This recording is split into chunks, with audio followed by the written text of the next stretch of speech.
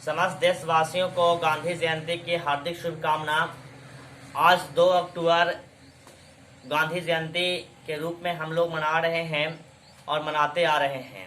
तो गांधी जयंती हम लोग प्रत्येक साल मनाते हैं। तो गांधी जयंती में हम गांधी जी के द्वारा किए गए कर्मों के जयंती मनाते हैं कि गांधी जी ने क्या किया था और हमें क्या करना चाहिए कि हमारे देश को हम एक आज़ादी के बाद आज़ादी के लिए हमारे गांधी जी हमारे देश की लड़ाई लड़े। सत्य और अहिंसा के पुजारी थे गांधी जी। सत्य और अहिंसा के पुजारी थे गांधी जी और सत्य और अहिंसा के दम पर देश को आज़ाद कराने में अहम भूमिका निभाया। गांधी जी ने एक सात विचार भी दिया है, वो आप लोग भी जानते हैं कि काम के बिना धन और अंतर आत्मा के बिना सुख और मानवता के बिना विज्ञान और चरित्र के बिना शिक्षा, चरित्र के बिना ज्ञान और सिद्धांत के बगैर राजनीति और नैतिकता के बगैर व्यापार और त्याग के बिना पूजा, सारा चीज व्यर्थ है। लेकिन क्या यह बात हम लोग मान रहे हैं? गांधी जी के द्वारा बताए गए बातों पर हम लोग चल रहे हैं। एक अफसोस होती है हमें कि गांधी जी ने कहा था, आज गांधी जयंती है, इस अवसर पे हमारे मुंह से यह बात निकल रहा है। गांधी जी ने कहा था कि आजादी की लड़ाई तो गांधी जी ने लड़ा और गांधी जी ये कहे थे कि जिस दिन हमारे देश में हमारी बेटियां 12 बजे रात को अगर रोड पर निडर होकर के चलना शुरू कर देगी, उस दिन हम समझेंगे कि हमारा देश आजाद हुआ है। साथियों, दोस्तों, आज हमारे देश की आजादी के इतने दिन बाद भी हमारे देश में शर्मसार घटना घटती है। क्या मानवता का तो हद ही हो गया है। मानवता तो बिल्कुल हमारे अंदर से खत्म होते जा रहा है। क्या हमारा देश इस तरह का कल्पना करके अंग्रेजों से हमारा देश को छुड़ाया गया और यही सब चीजों के लिए इतनी हम लोग घिनौनी हरकत कर करके हमारे समाज में बेटी बहुओं और समाज की महिलाओं के साथ उत्पीड़न का जैसा एक माहौल बन गया है। मैं पूछना चाहता हूं गांधी जयंती पर कि क्या हमारे देश में कब तक डरती रहेगी बेटियां? कब तक डर डर के जिएगी हमारे देश की बेटियां? मन में जब किसी का मन में एक डर बना हुआ रहता है, ऐसा क्यों हो रहा है? हम लोगों को एक आज गांधी जयंती पर तमाम साथी युवाओं से हमारा आह्वान है कि हमें एक निश्चय संकल्प लेना होगा कि गांधी जी द्वारा बताए गए कुछ बातों को फॉलो करें और हम अपने लाइफ में और अपने देश को एक मजबूत और सशक्त देश बना सकें। विद्यार्थियों से भी हमारा आह्वान है कि अगर आप पढ़ते हैं तो आप ऐसा मन लगा कर पढ़िए कि आप अपने देश के लिए कुछ शोध कर सकते हैं, कुछ रिसर्च कर सकते हैं। पढ़ाई में जब आपको समय देना है तो उस समय व्यर्थ का समय ना बिताएं। देश तभी हमारा मजबूत और सशक्त होगा जब तक हमारे अंदर मानवता नहीं आएगा, हम जब तक शिक्षित नहीं होंगे और हम किसी भी कार्य को करते हैं तो उसके पहले जो गांधी जी द्वारा बताया गया 7 बात है वो मैं उसको एक अमृत वाणी समझता हूँ। आप लाख पूजा कर लीजिए, लाख मंदिर की दरवाजा खटखटा लीजिए, लेकिन आपके अंदर त्याग नहीं है तो वह पूजा का कोई मतलब नहीं होता है।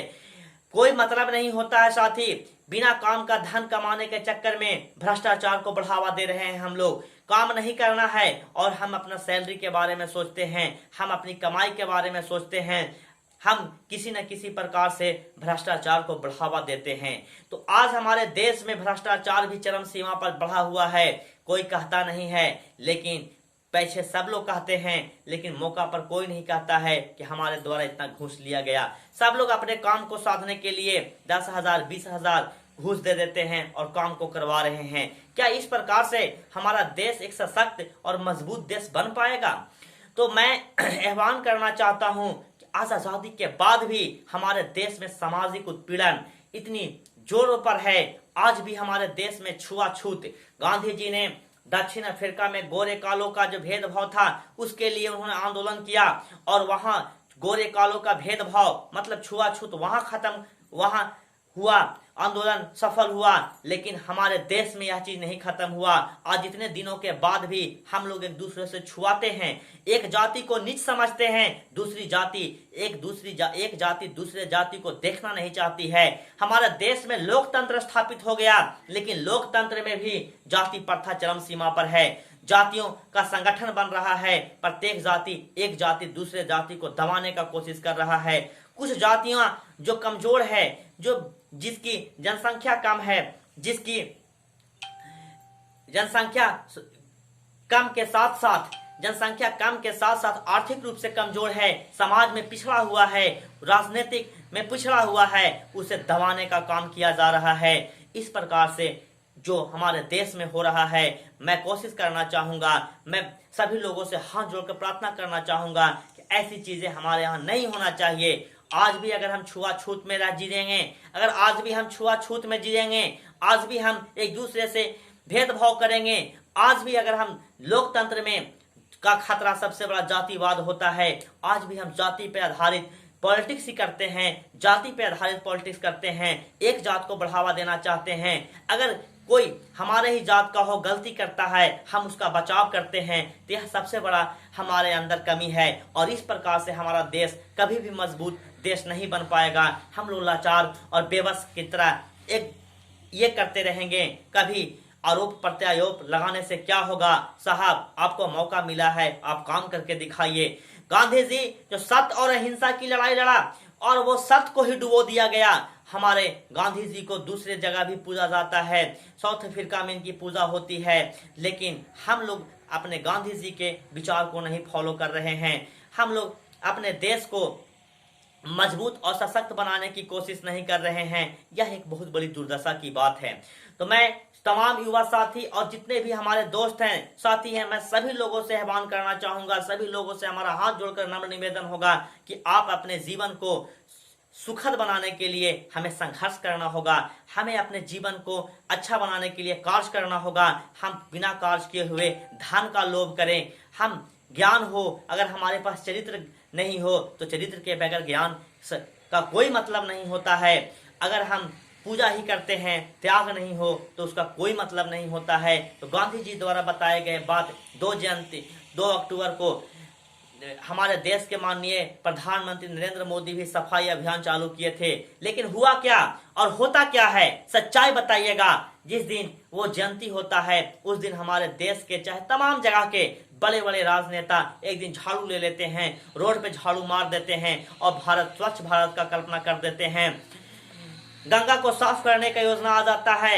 मैं किसी का विरोध नहीं कर रहा, मैं बात बता रहा हूँ, सच्चाई क्या बात है। लोग कुछ भी बोलते हैं। आज के तो ऐसा दौर हो गया है कि अगर आप कुछ भी बोलते हैं तो आपको कोई समझता है कि वो विरोध कर रहा है। सवाल पूछने का भी अधिकार खत्म हो चुका है। लोगों का मानसिकता इतना गिर गया है कि लोग एक दूसरे को बस उसमें उलझाए हुए हैं। क्या होता है सच्चाई बताइएगा। स्वच्छ भारत का कल्पना किए थे हमारे गांधी जी, तो गांधी जी के ही जन्मदिन पर स्वच्छ भारत का अभियान चलाया गया था। सच्चाई रूप से कितने लोग हम लोग खाते हैं, प्लास्टिक का उपयोग करने का बात है, चाहे प्लास्टिक का हम लोग रैपर है खा रहे हैं, रैपर फाड़ के रोड पर फेंक दिए। क्या तरीका है ये? हम अगर रैपर को रोड पर फेंक दे रहे हैं, हमें साफ सफाई पे हमें ध्यान नहीं है, हम लोग खुले में शौच करते हैं। 70-75 साल के बाद भी हमारा भारत देश में ऐसी दुर्दशा है, हमारे यहाँ शौचालय नहीं है। कुछ कमी सरकार का भी है, कहीं कहीं सरकार मुहैया करवा रही है तो पब्लिक ध्यान नहीं देती है। निम्न स्तर के लोगों तक सरकारी योजना का लाभ नहीं पहुंच पाता है। ऐसी क्या बात है? तो हमें जहां भी हैं, हम जिस फील्ड में भी हैं, हम जिस क्षेत्र में हैं, लेकिन हम वहां रह करके अगर हम प्रयास करें तो मुझे लगता है कि हम भारत को, गांधी जी के सपनों को पूरा करवा सकते हैं और हम भारत को एक मजबूत और सशक्त देश बना सकते हैं।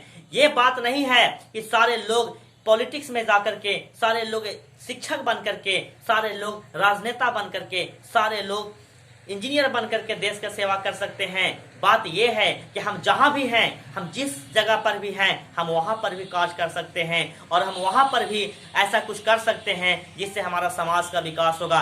समाज का विकास होगा तो हमारे सोसाइटी का विकास होगा, तो हमारा राज्य का विकास होगा, राज्य का विकास होगा तो हमारा देश का विकास होगा। तो साथियों, हमें इस बात को कभी नहीं भूलना चाहिए कि कहीं हमारे लोभ के चक्कर में, कहीं हमारे धन कमाने के चक्कर में किसी व्यक्ति का आहत तो नहीं पहुंच रहा है। तो मैं तमाम साथियों से, तमाम युवाओं से आह्वान करना चाहूंगा कि आप लोग इस तरह का मानसिकता बनाएं और सभी को एक साथ लेकर के समाज में आगे बढ़ें और गांधी जी के सपनों को पूरा करें। और गांधी जयंती के आज 2 अक्टूबर पर आज लाल बहादुर शास्त्री का भी जन्मदिन है, जो हमारे भारत के दूसरे प्रधानमंत्री हुए थे। तो इन दोनों की जन्म दिवस पर हार्दिक शुभकामनाएं। समस्त देशवासियों से मैं यही नम्र निवेदन करूंगा, और अगर हमारी बात अच्छी लगे या कुछ सुझाव की ज़रूरत हो तो आप हमें बताएं, और ज़्यादा से ज़्यादा शेयर करें और युवाओं को प्रेरित करें और देश को मजबूत और सशक्त बनाने की कार्य करें। जहाँ भी हैं उस फील्ड में सही काम करें, और किसी भी प्रकार से जो गरीब और वंचित के लिए जो योजना आता है, किसी प्रकार का कोई कार्य होता है तो उसको तक पहुँचाने का काम करें। बहुत बहुत धन्यवाद सभी को, मेरा प्रणाम।